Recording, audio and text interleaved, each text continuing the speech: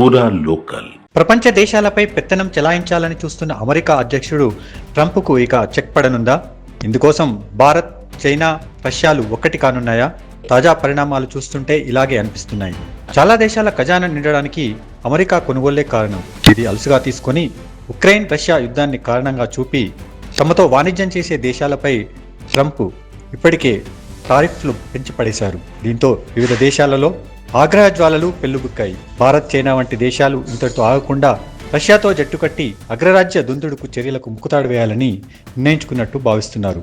ఇప్పటికే భారత జాతీయ భద్రతా సలహాదారు అజిత్ దోవల్ రష్యాలో పర్యటిస్తున్నారు. ఆ దేశ జాతీయ భద్రతా మండలి కార్యదర్శి సెర్గీ షోయిగ్తో సమావేశమయ్యారు. ఇంధన, రక్షణ రంగంలో ద్వైపాక్షిక సహకారంపై చర్చలు జరిపారు.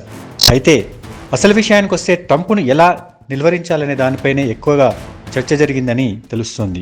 ట్రంప్ దూకుడుకు ఎలా కళ్లం వేయాలన్న అంశంపై త్వరలో భారత విదేశాంగ మంత్రి జయశంకర్ కూడా రష్యాకు వెళ్లే అవకాశం ఉంది.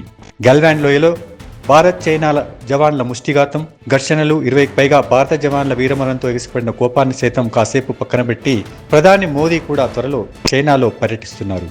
చైనాకు బద్ధశత్రువైన అమెరికాను ఆర్థికాంశాల్లో ఎలా ఎదుర్కోవాలనే దానిపై ఆయన చైనా అధ్యక్షుడు జిన్పింగ్తో చర్చించే అవకాశం ఉంది.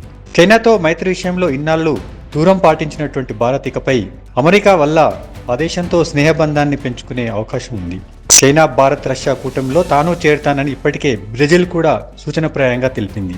వ్యవసాయం, డైరీ రంగంలో అమెరికన్ కంపెనీల రాకను భారత్ అడ్డుకుండడంతో ఒకే దెబ్బకు 2 పిట్టల తరహాలో అటు సుంకాలతో, ఇటు వాణిజ్య ఒప్పందంలో తనకు అనుకూల షరతులతో భారత్ మెడలు వంచాలని ట్రంప్ చూస్తున్నారు. ఇందుకు భారత్ ససేమిరా అనడంతో ఆగ్రహంతో ట్రంప్ వరుసగా సుంకాలు పెంచుతున్నారు. ఇదే ఇప్పుడు భారత్ను చైనాకు కూడా దగ్గర చేస్తోంది.